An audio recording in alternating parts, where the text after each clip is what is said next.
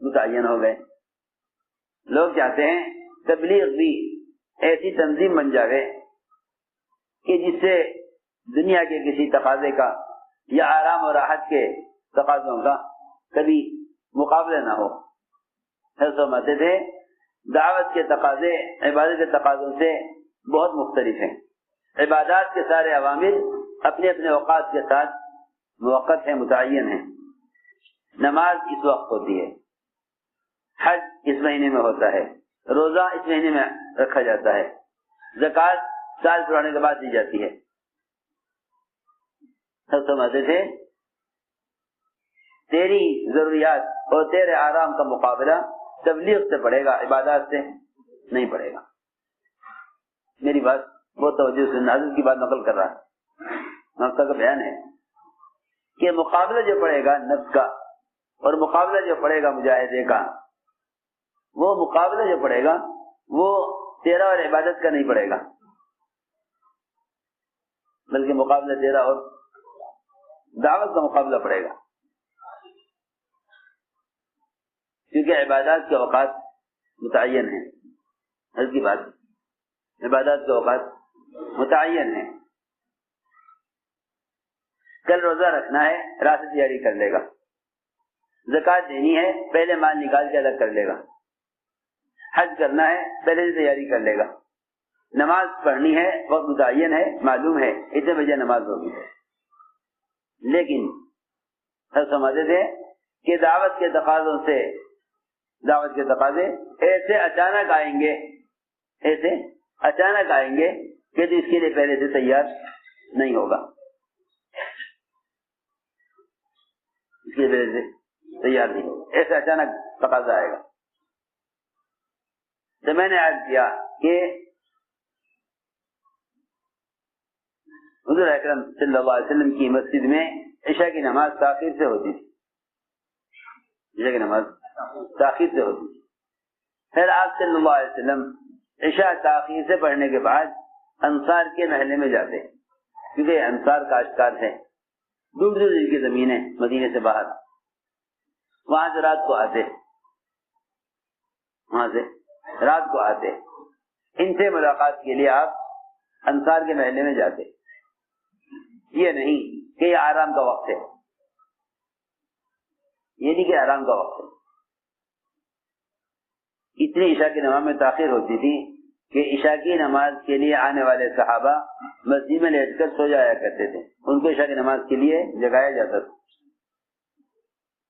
عشاء کی نماز کے لیے جگایا جاتا تھا. عشاء کی نماز کے لیے صحابہ کو جگایا جاتا تھا. اتنی تاخیر عشاء کی نماز میں ہوتی. حضور اکرم صلی اللہ علیہ وسلم ایک جماعت کو ترتیب دینے کے لیے مشغول رہے. جب وہ جماعت تیار ہو گئی اور دعوت کا ایک تقاضا تیار پورا ہو گیا، تب آپ نے فرمایا اب عشاء کی نماز پڑھ لیں. اس میں روایت میں ہے کہ اتنی تاخیر ہو گئی کہ جو نماز کے لیے آئے تھے مسجد میں، وہ مسجد میں لیٹ کے سو گئے. تو اتنی تاخیر کے بعد آپ کا روزانہ معمول انصار کے پاس جانے کا تھا عشاء کے بعد.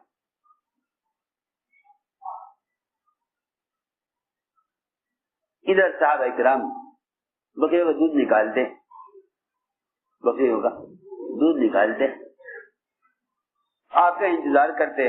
اگر آپ کو آنے میں تاخیر ہوتی تو صحابہ اپنا حصے کا دودھ پی لیتے اور آپ کے لیے برتن میں دودھ رکھ کر نکال کر ڈھک کر رکھ دیتے کہ آپ تشریف لائیں گے تو پی لیں گے. یہ معمول تھا، یہ معمول تھا. فرماتے ہیں کہ مقداد رضی اللہ تعالی عنہ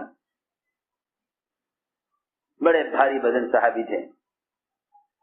وہ فرماتے ہیں کہ حضور اکرم صلی اللہ علیہ وسلم انصار میں گئے، ہم نے ادھر بکریوں کو دودھ نکالا اور ساری بکریوں کو دودھ نکال لیا، کوئی بکری باقی نہیں رہی، کوئی بکری باقی، سب کا دودھ نکال لیا. ہم نے آپ کا انتظار کیا، آپ نہ آئے تو ہم نے آپ کے لیے دودھ رکھ دیا، ہم سب دودھ پی کے فارغ ہو گئے. دودھ کا پیالہ آپ کے لیے ڈھک کر رکھ دیا۔ مقداد فرماتے ہیں میرے تمام ساتھی تو دودھ پی کر سو گئے اور میرے پاس شیطان آیا اور کہنے لگا اے مقداد، حضور اکرم صلی اللہ علیہ وسلم تو انصار کے محلے میں گئے ہوئے ہیں اور انصار آپ کا اکرام کیے بغیر، آپ کو کھلائے بغیر واپس ہونے نہیں دیں گے، اور انصار یقین آپ کو تحفے میں بھی کچھ دیں گے اور اکرام بھی کریں گے، کھلائیں گے پلائیں گے، یہ تھوڑا سا دودھ ہے یہ تو پی لے۔ یہ شیطان نے آ کر مجھے مشورہ دیا اور برابر شیطان مجھ سے کہتا رہا کہ مقداد تھوڑا سا دودھ ہے یہ تو پی لے۔ اللہ کے رسول صلی اللہ علیہ وسلم تو انصار میں سے یقیناً کھا پی کر آئیں گے، تو بتائیں کہ اتنا اس نے مجھے تیار کیا کہ میں اٹھا اور میں نے وہ دودھ جا کے رکھا تھا پی لیا، دودھ میں نے پی لیا، دودھ پی لیا میں نے۔ اس کے بعد شیطان نے آ کر مجھے ملامت کی، اور شیطان نے آ کر ایسی ملامت کی مجھے اور یہ کہا کہ اے مقداد، تو نے حضور اکرم صلی اللہ علیہ وسلم کے حصے کا دودھ پی لیا، اب آپ تشریف لائیں گے، بھوکے ہوں گے، آپ پیالہ کھول کے دیکھیں گے پیالے میں دودھ نہ ہوگا تو تیرے لیے بد دعا کریں گے، تو ہلاک ہو جائے گا، تیرے لیے بد دعا کریں گے، تو ہلاک ہو جائے گا۔ اور فرماتے ہیں کہ میں یہ رات کو نیند نہ آئی اور پریشان کروڑ بدلتا رہا کہ اب کیا ہوگا، اور اس کے علاوہ دودھ نہیں، کیونکہ میں سمجھانا نہیں چاہتا تھا کہ جو لوگ شکلوں سے ایک مرتبہ فائدہ اٹھا لیتے ہیں، یہ سمجھ کر کہ اللہ نے فائدے کے لیے شکلیں بنائی ہیں، انہیں پھر ان شکلوں میں اس وقت حاجت کا دوبارہ پورا ہونا نظر نہیں آتا۔ وہ یہ سمجھتے ہیں کہ جس شکل سے ایک مرتبہ فائدہ اٹھا لیا دوبارہ فائدہ نہیں اٹھا سکتے۔ جو خزانوں سے فائدہ اٹھاتے ہیں ان کے لیے شکلیں چیز نہیں ہیں، جو شکل سے فائدہ اٹھاتے ہیں ان کے لیے خزانے کوئی چیز نہیں ہیں، یہ میں سمجھانا چاہتا ہوں۔ جو مادی اسباب کو اصل سمجھتے ہیں وہ خزانوں کو نہیں سمجھتے، جو خزانوں کو اصل سمجھتے ہیں وہ مادی اسباب کو کچھ نہیں سمجھتے۔ حضرت مقداد رضی اللہ تعالیٰ عنہ اسی پریشانی میں تھے، اچانک آپ تشریف لائے۔ حضرت مقداد نے دیکھا کہ آپ کیا کرتے ہیں، آ کر آپ سیدھے پیالے کی طرف گئے اور پیالہ کھول کر دیکھا اس میں دودھ، حالانکہ اللہ تعالیٰ سے بھی قادر تھے اس پیالے کو بھر دیتے، لیکن نہیں، دکھانا یہ تھا کہ جن شکلوں سے تم ایک مرتبہ فائدہ اٹھا چکے ہو، تم یہ مت کہو کہ اس شکل سے دوبارہ نہیں ملے گا۔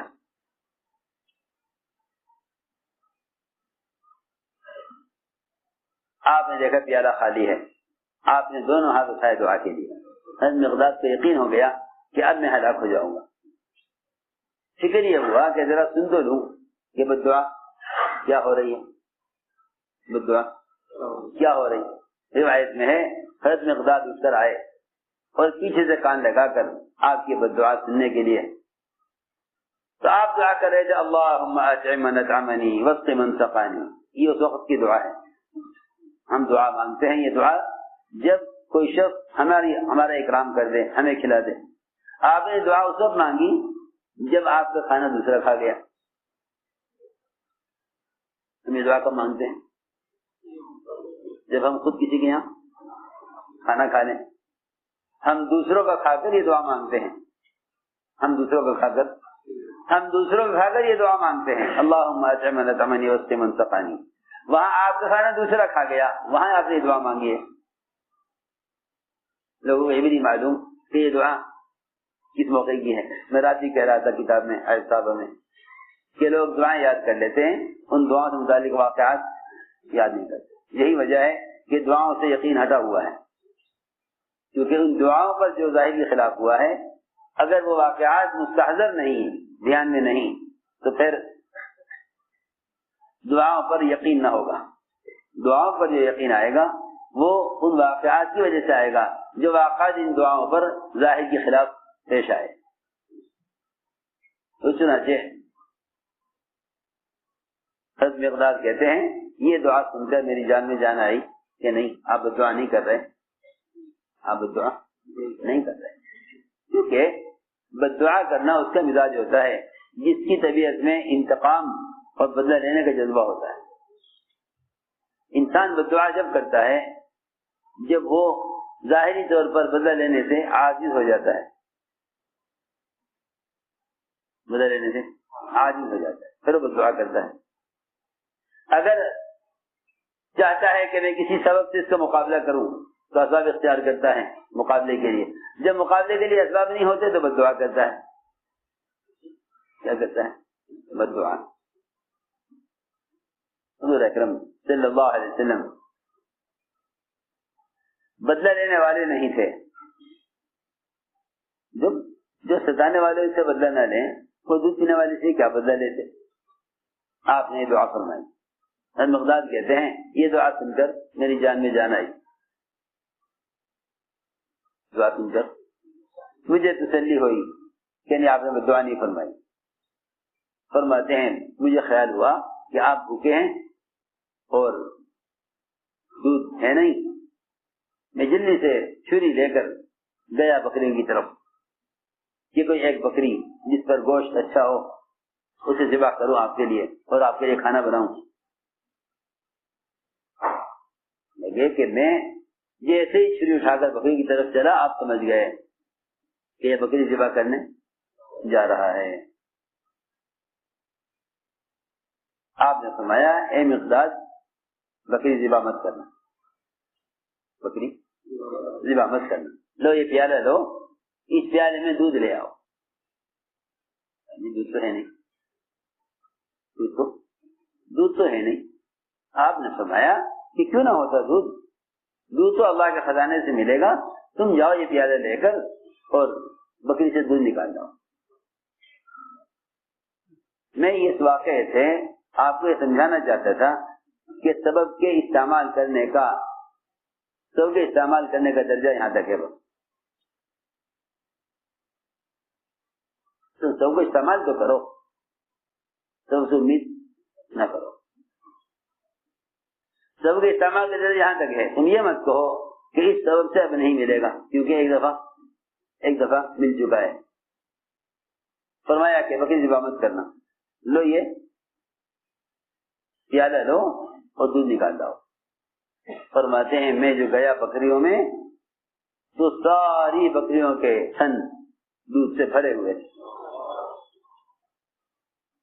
بکریوں کے تھن دودھ سے بھرے ہوئے تھے. میں نے پیالہ بھرا دودھ سے اور آپ نے لے کر آیا. آپ نے پیا, آپ نے پی کر مجھے دیا, میں نے پی کر آپ کو دیا, آپ نے پی کر مجھے دیا. یہ پیالہ ہمارے درمیان چلتا رہا. تو آپ نے فرمایا اے مقداد اپنے ساتھیوں کو بھی اٹھا دے, سو رہے ہیں یہ بھی پی لیں گے. میں نے عرض کیا کہ جی آپ نے پی لیا, آپ کا بچا ہوا, میں نے پی لیا, اب مجھے کسی کی پرواہ نہیں کس کو ملا کس کو نہیں ملا. میرے دوستوں عزیزوں, میں کیا بتاؤں آپ کو,